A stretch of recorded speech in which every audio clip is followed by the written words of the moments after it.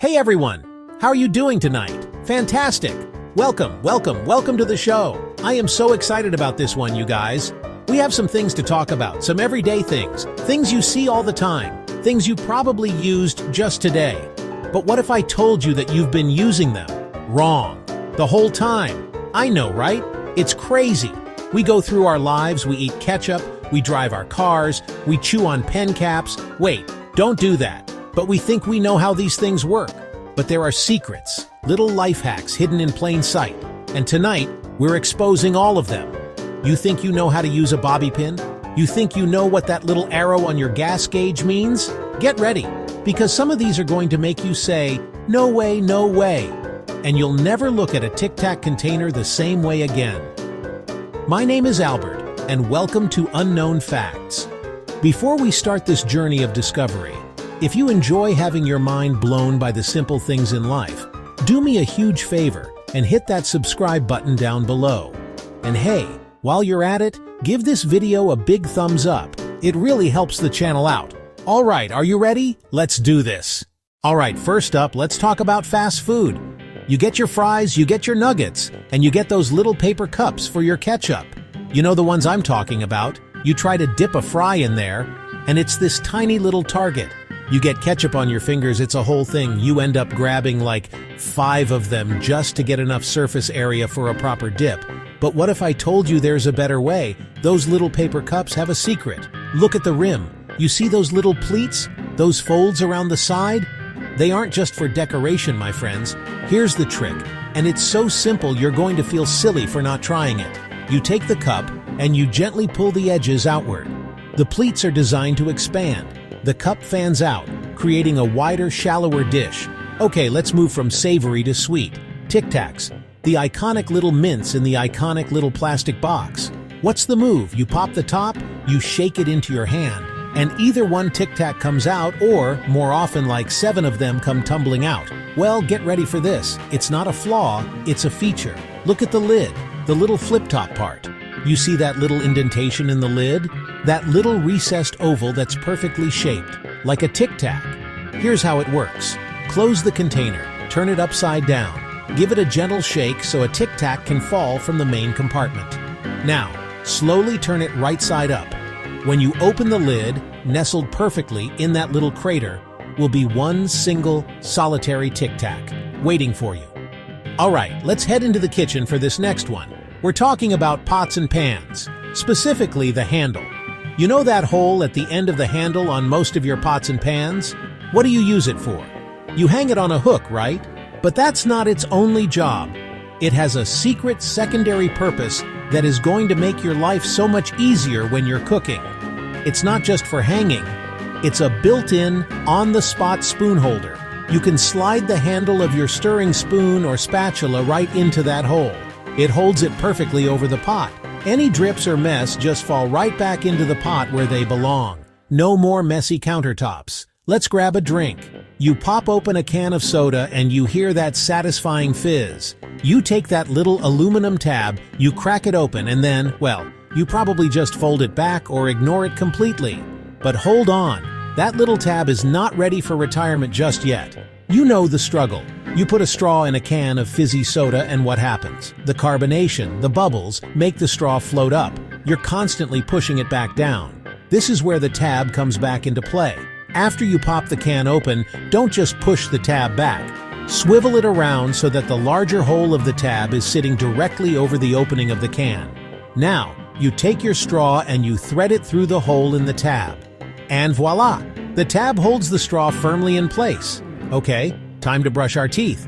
You grab your tube of toothpaste, and it's got those cool stripes, right? The red, the blue, the green, all perfectly suspended in the white paste. We've seen the commercials for years, but I'm here to tell you something that might feel like a betrayal. The stripes, they don't do anything. I know. Take a second. It's all a marketing gimmick. It's purely for looks. From a chemical standpoint, the entire tube of toothpaste could be one single boring white paste, and it would have the exact same effect. The different colors are just dyes mixed into the same toothpaste base. It's a visual trick invented in the 1950s as a way to make toothpaste look more appealing. Let's talk about a moment of pure impatience we all share. You're in an elevator. The doors are taking forever to close. You're in a hurry. So what do? You start pushing the door close button. You push it once. You push it again. You start mashing it like you're playing a video game, and your life depends on it. Come on, close. Let's go. It feels like you're doing something, like you're taking control of the situation. Well, I have some bad news for all you impatient button pushers out there. In many elevators, especially in North America, that door close button isn't actually connected to anything. It's a placebo, a fake. The reason is the Americans with Disabilities Act of 1990. All right, let's get in the car. You get in, you adjust your seat, you check your mirrors, and you sit back against the headrest. That cushion thing behind your head. Its purpose is obvious, right? It's for comfort and, more importantly, for safety. But there's more to it than just resting. What you might not know is that this simple headrest has a hidden secondary safety feature for a very different kind of emergency. Look closely at your headrest. Most of them are removable. In an emergency where you're trapped in your car, maybe after an accident, or if the car is submerged in water, and the electronic windows won't work, you can use those metal posts to break the window. You position one of the sharp metal prongs in the corner of the side window and push or strike it hard. Back to the kitchen we go. Let's make some spaghetti. You've got your pot of boiling water, you've got your box of pasta, and you've got that special spoon. The pasta spoon, the one with the long prongs like a fork rake hybrid. But what about that hole? That single, mysterious hole in the middle of the spoon. What's that for? Most people assume it's just for drainage. And yeah, it helps with that, sure. But that hole is not just for drainage. It's a measuring tool, a secret built-in portion guide. For most standard pasta spoons, that hole is designed to measure out one single serving of uncooked spaghetti. Take a bundle of the dry noodles and fit them through the hole. The amount that fits snugly inside is roughly one standard serving size. Let's talk about something we've all probably done. You're thinking, you're concentrating, maybe you're a little bored in a meeting, and you start chewing on the cap of your ballpoint pen. And you've probably noticed that most of those caps have a hole in the top. The real reason is much more serious, and frankly, it's incredibly thoughtful. It's not about the pen at all. It's about the person chewing on the cap. That hole is there to save your life. It's a safety feature designed to prevent choking. If the cap is swallowed and gets stuck in the throat, the hole allows a small amount of air to still pass through, giving the person a chance to breathe while they wait for medical help. It turns a potentially fatal blockage into a survivable one. All right, time for a trip to the supermarket. You grab your shopping cart and you start your journey down the aisles. The main basket is for the big stuff. The little shelf underneath is for the fragile stuff, right? But have you ever noticed those little loops on the frame of the cart, usually right near the front of the basket by the kid's seat? Most people don't even see them. If you do notice them, you probably assume they're just part of the structure. But those loops are not just for decoration. They have a very specific, very helpful job. They are hooks. They are designed for you to hang your shopping bags on. You can hang your bags of onions, your bananas, your fragile items there. Let's stay in the kitchen for this one. It's time to wrap up some leftovers. You grab the box of aluminum foil, you pull out the amount you need, and you try to tear it against that serrated metal edge on the box. And what happens? The whole roll jumps up out of the box. But the designers of that box knew about this problem, and they built a solution right into the packaging. Look at the ends of the box, both sides. You should see a little perforated half-circle tab. It usually says something like, "Press here to hold roll." Here's the magic. You push those little tabs inward. They create an indent that acts as a chock or a brake, holding the spindle of the foil roll in place. You can tear off a perfect sheet with one hand. It's a simple, brilliant feature. All right, let's hit the road again. You're driving, maybe it's a new car, maybe it's a rental, and the low fuel light comes on. Time to get gas. You pull into the gas station, and you have that momentary panic. Which side is the gas tank on? Well, for most modern cars, the car is telling you. You just have to know where to look. Look at your dashboard. Find the fuel gauge. You see that little icon of a gas pump? Right next to that icon, there is a tiny little arrow or triangle. That arrow points to the side of the car where the gas tank is located. If the arrow points left, your tank is on the left. If it points right, your tank is on the right. It's that simple. No more guessing, no more awkward maneuvers. Let's go back to school for a minute, or to the office.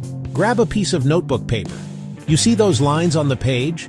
The horizontal ones are for writing, obviously. But what about that vertical red or blue line on the left side? The margin. Our teachers told us it's to keep our work neat, for organization, for the teacher to write comments. But that's not the original reason margins were invented. The real reason is a little more rodent-related. Go back a few hundred years. Paper and books were precious, and one of the biggest threats to these important documents was rats and mice. They would chew on the edges of the paper. So, printers started leaving a blank space around the text, a margin.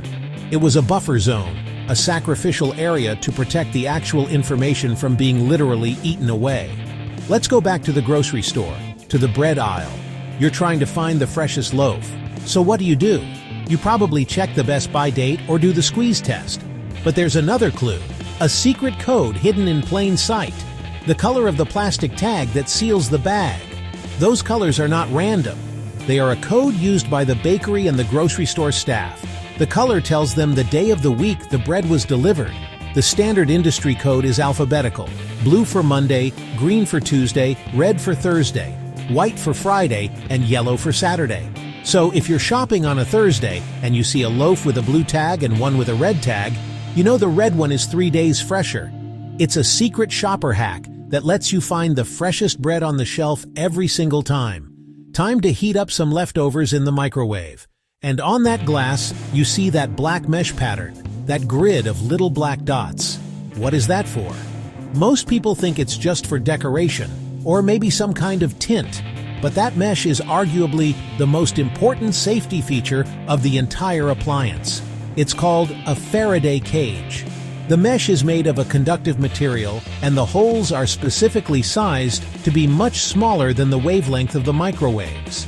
That metal mesh screen blocks the microwaves, reflecting them back into the oven cavity while still allowing visible light to pass through. So that pattern isn't for looks, it's a shield. It's what makes it safe to stand in front of the microwave while it's running. Without that mesh, a microwave would be a very dangerous thing to have in your kitchen. And finally, let's talk about a hairstyling staple, the bobby pin. It's a simple little piece of bent metal.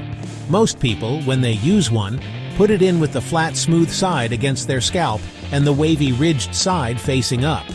It just seems like the right way to do it. But I'm here to tell you, with love, that it's wrong. You've been doing it backwards this whole time. The correct and much more effective way to use a bobby pin is with the wavy, ridged side down against your scalp. The wavy side is designed to grip your hair and interlock with the hair on your scalp, providing a much stronger, more secure hold. The flat side on top creates a smoother, cleaner finish. So by putting the wavy side down, you're getting a pin that stays in place all day and a sleeker look. And that's the list. 16 things we've all been doing wrong, or at least not to their full potential.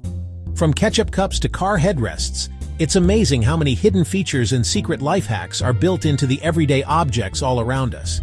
I don't know about you, but I'm definitely going to be using that pasta spoon trick tonight, and I'll never look at a pen cap the same way again. It just goes to show you that there's always something new to learn, even about the things we think we know best. I'm so curious to know which one of these surprised you the most.